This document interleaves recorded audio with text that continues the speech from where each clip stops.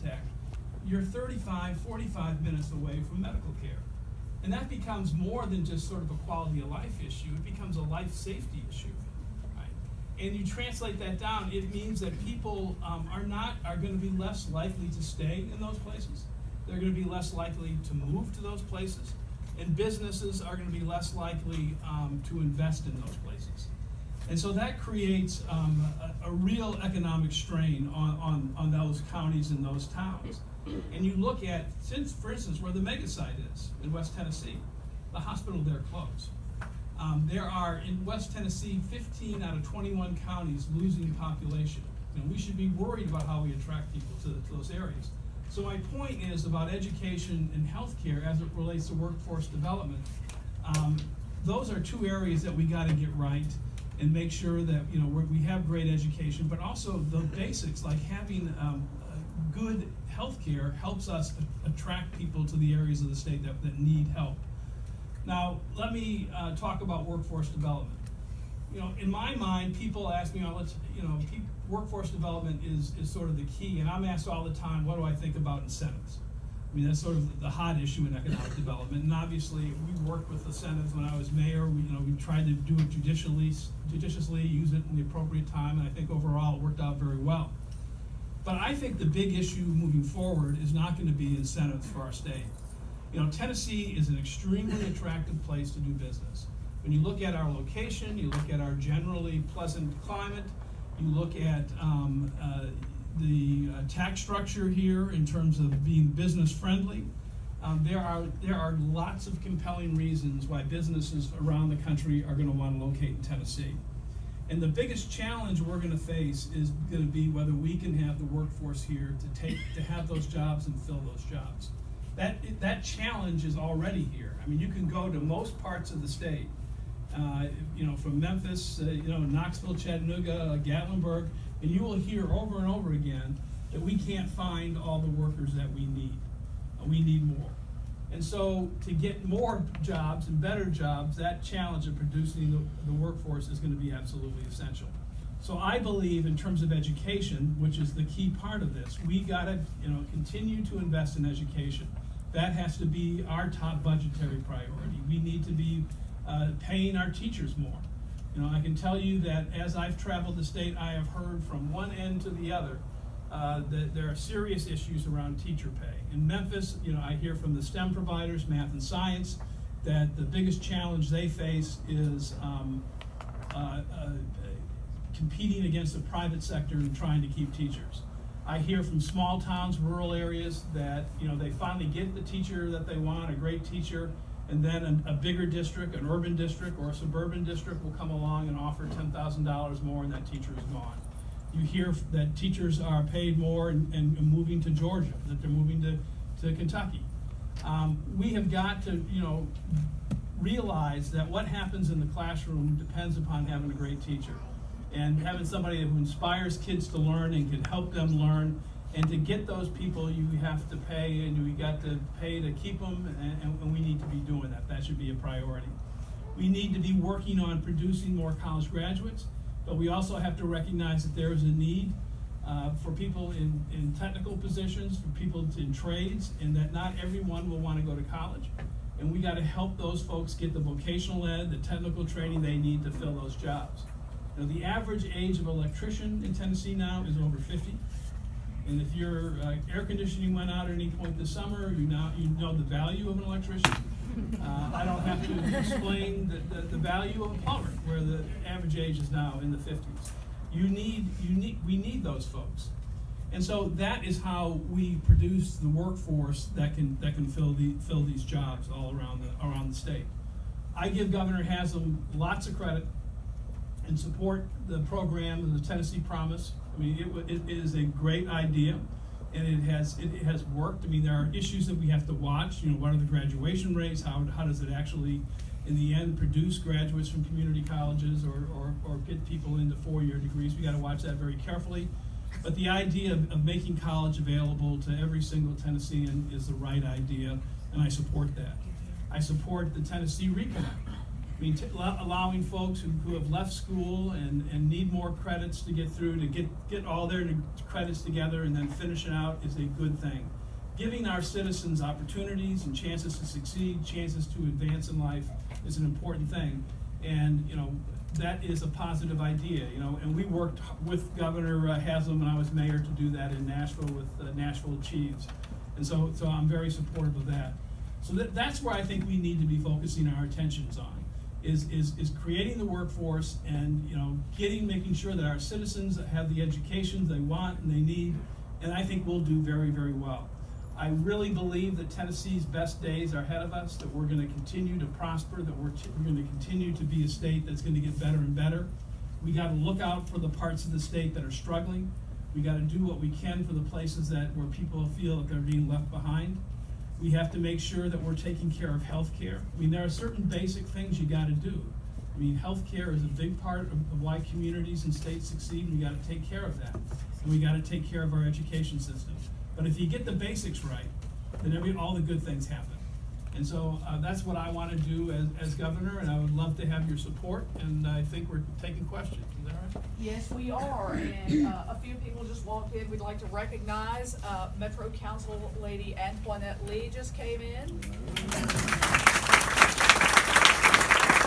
Former Murray County State Representative Ty Cobb is in the back, big guy. Candidates Justin Canoe, 7th District Congress. And Rebecca Purrington, who's running in State House District 61. So, this is what you've been waiting for, and that is the chance to have Mayor Dean answer your questions. So the first one is about jobs. Mayor Dean, our unemployment rate is pretty low, but many folks are without good paying jobs. What can the governor do to increase the number of good paying jobs?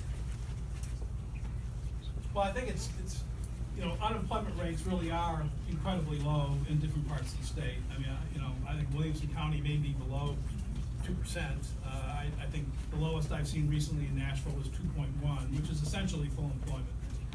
And there is, of course, a need for us to think about quality of jobs and attracting better jobs.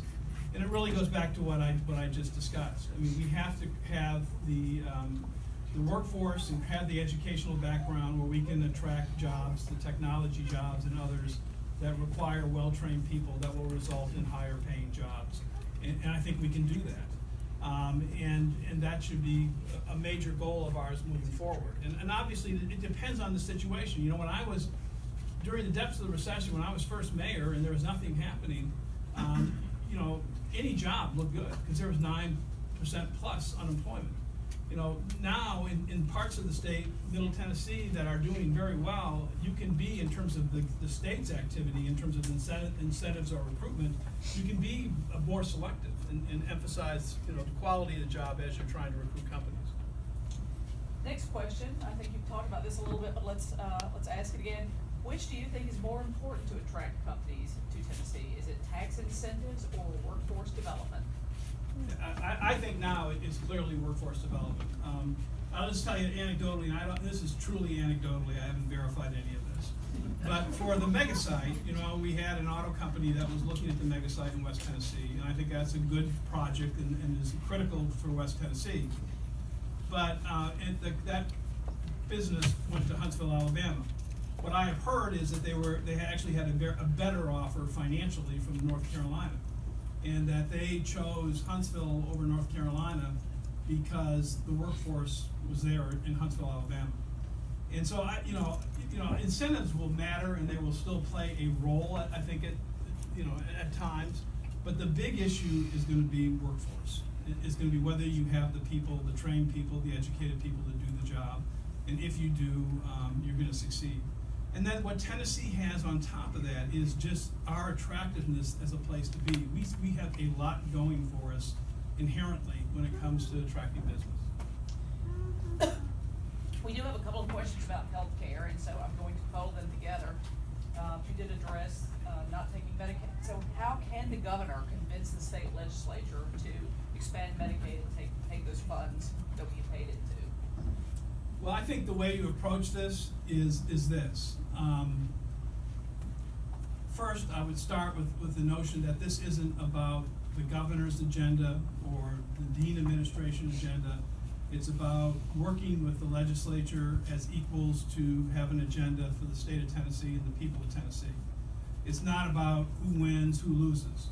You know, there's a great quote from Eddie Fogler, you know, basketball coach at Vanderbilt a while back, a successful one, who said, you know, it's amazing how many things you can get done when you don't worry about who gets the credit. And I think that the approach should be that when you walk into the room to talk about these issues, it's going to be fact-based. It's going to be, the premise will be, we're going to do what's right for Tennessee. We're going to do what's right for the people. And so I think in terms of where we are in Medicaid expansion, there is, because we have this history now, we can look at what has happened over the past few years, and we can say, we've lost this money. We have tens of thousands of people who are uninsured. We have hospitals all over the state, not just the hospitals that closed, but we have hospitals all over the state, whether they're public, private, or for-profit hospitals, that are not doing as well as they need to be doing because we didn't do Medicaid expansion. And we've had 11 hospitals closed. So Tennessee has been hurt by this decision. Let us do something that will make life better for all Tennesseans. And I would say you point to the polls, which is important to people in politics. And you can, you know, Vanderbilt has done statewide polls, and I think every poll I've heard about, the people of Tennessee want this. And you know, part of the change here is that people now understand this issue a lot better. This is a fairly complex issue. Understand the issue a lot better than they did a few years ago. And I think there is ground the area to find common ground. And this is also important. I think if you really want to send a message to the legislature that the people of Tennessee want Medicaid expansion, that they want to see their health care system improve, you should elect me governor. It's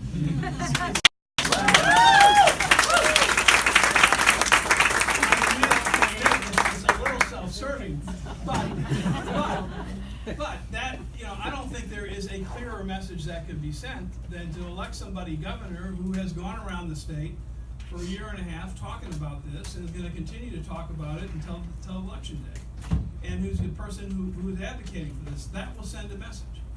And I think that's what we need to do. And that's how I'd go about it. Well, all right then. So we have two similar questions. I will let you answer as you would like, Mayor. But one says, how do you differentiate yourself from your opponent, Bill Lee? And the other one is, what is the biggest difference between you and your opponent, Bill Lee? So answer that as you will. Experience, someone said. Well, I mean, I certainly respect Mr. Lee's experience in business. I don't, you know, I think people have a multitude of life experiences, and there are lots of valuable experiences.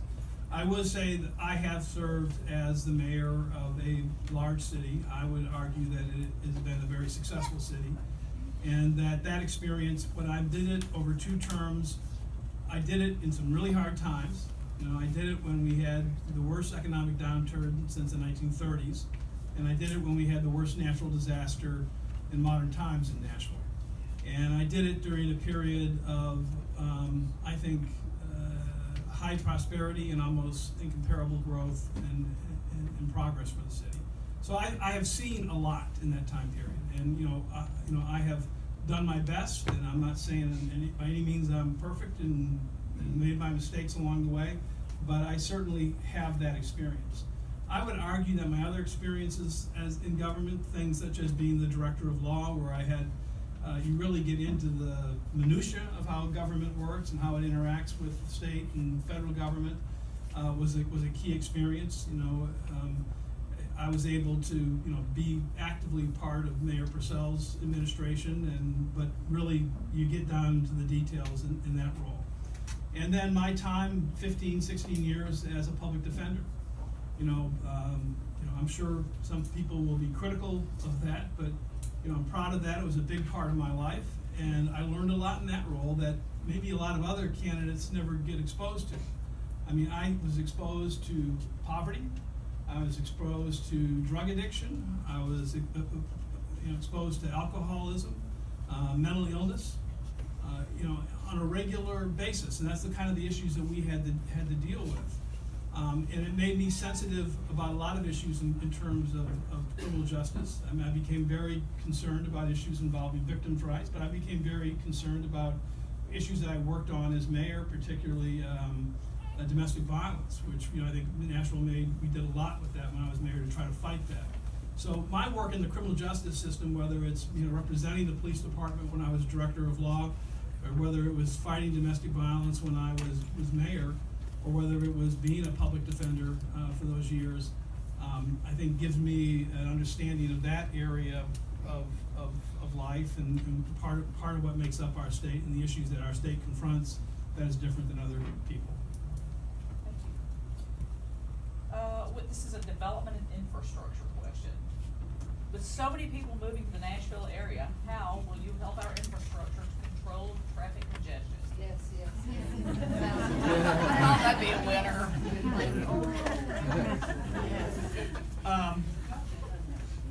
Yes. Well, that has been an issue that I've been interested in, and I have tread marks on my back I can show you. I've been there in some of those battles. I'm a big, another thing I think you get, and this is a little bit of a difference between me and my opponent. I supported Governor Haslam's Improve Act. It's not necessarily the popular thing to do politically to say that you support another party's proposal to raise funds, raise gas tax. We just say the word, Karl, raise gas tax, to invest in infrastructure. But it was the right thing to do. I mean, we had to maintain our roads, we got to maintain our highways, we got to build new ones for places that need it for economic development and for growth reasons. And I think that's the prudent and right thing to do. And I very much know from my time as mayor that if you don't continue to protect your infrastructure and invest in it, you're going to pay the price, and you're going to pay it a lot more down the road. When I came into office, we had zero bonding capacity in our water department. Water departments have the ability to issue bonds because they're revenue-producing departments. And we hadn't increased our water rates forever, and we just couldn't issue any more bonds to do the changes that we needed to do. But if you don't do it, you're not going to grow. You're going to see your pipes break. We had pipes that dated back to the administration of James Garfield, I think. And they broke. I mean, they broke one January where it was awful, and we needed to fix it. We needed to do stuff with stormwater and other things. And so you just have to do those things. I think the issue of transit is a major issue. And so going forward, what I think needs to happen is, particularly in Middle Tennessee, but it's an issue in Memphis and Knoxville and Chattanooga, I think the state needs to play a greater leadership role. In Middle Tennessee, I regard all the mayors in Middle Tennessee as friends. And I helped form the Mayor's Caucus in Middle Tennessee when I was mayor. We all agreed that transit is a key issue for our communities. And Middle Tennessee is sort of an economic engine for the state, and the worst thing that could happen is for this place to lock up because people can't get around. And so I think we need to work together to find solutions for the entire region. And the mayors work well together, but at some point they can only go so far. I mean, they can't. They need state help to design projects that go in between counties. They're going to need state help to figure out the funding. I'm not saying the state pays for everything. I'm just saying they're going to need the help to turn it into reality.